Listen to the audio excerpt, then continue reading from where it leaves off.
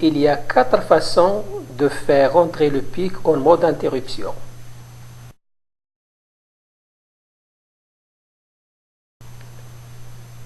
La première, c'est la modification du niveau logique au niveau de la broche RB0.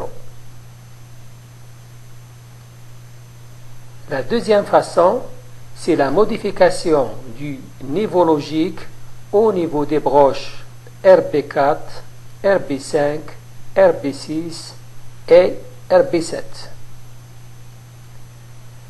La troisième façon, c'est le débordement du timer. Et la dernière, c'est la fin d'écriture en EEPROM.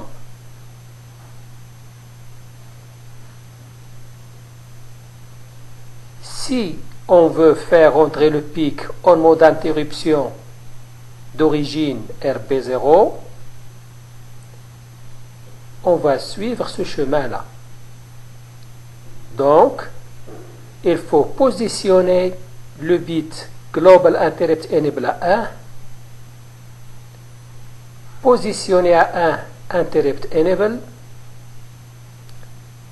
Au départ, il faut effacer le flag et il faut préciser le type de déclenchement de l'interruption sur front montant ou bien sur front descendant.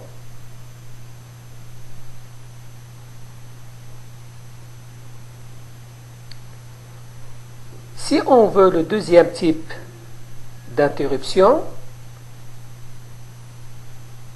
on va emprunter ce chemin. Donc, il faut positionner Global Interrupt Enable à 1,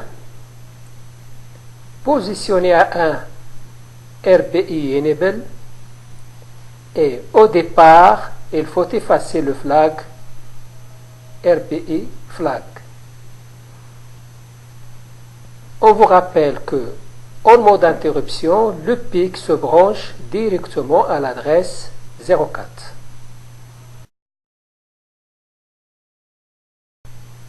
Généralement, dès la mise sous tension, le pic exécute le programme principal.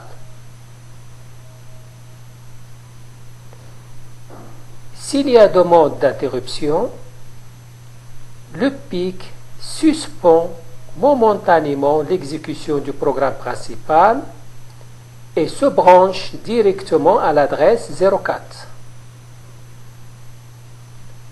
Il commence par sauvegarder les registres,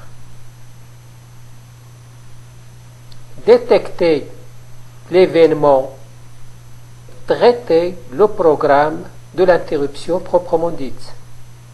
Enfin, il doit restaurer l'environnement qu'il a sauvegardé et on trouve l'instruction Return from Interrupt Enable qui indique la fin de la routine d'interruption. Et par la suite, le pic revient en mode normal et c'est le programme principal qui reprend la main.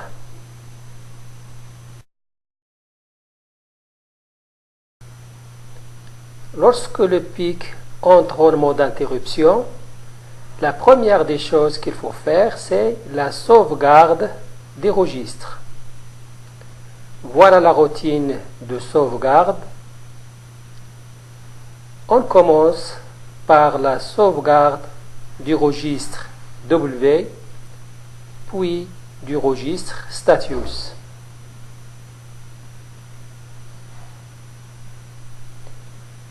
Et à la fin de l'exécution du programme d'interruption proprement dite, le pic doit restaurer l'environnement. Donc, il commence par restaurer le registre Status et le registre W.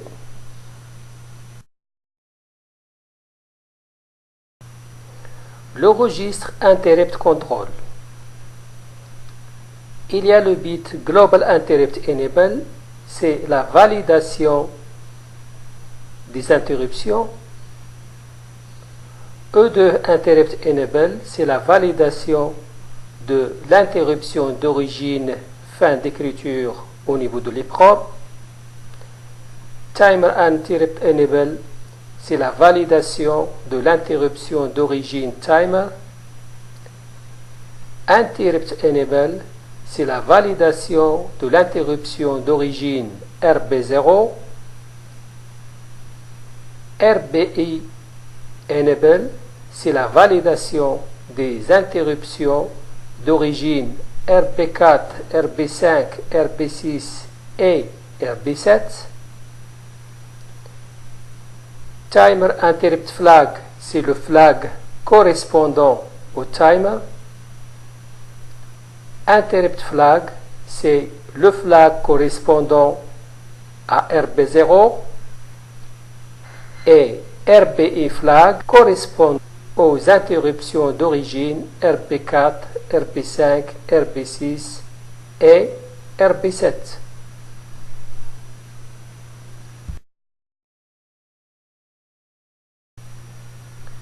Le registre option, le bit qui nous intéresse, c'est Interrupt Edge. Il précise si le déclenchement de l'interruption aura lieu sur front montant ou bien sur front descendant. Si Interrupt Edge est égal à 1, le déclenchement aura lieu sur front montant, sinon le déclenchement aura lieu sur front descendant.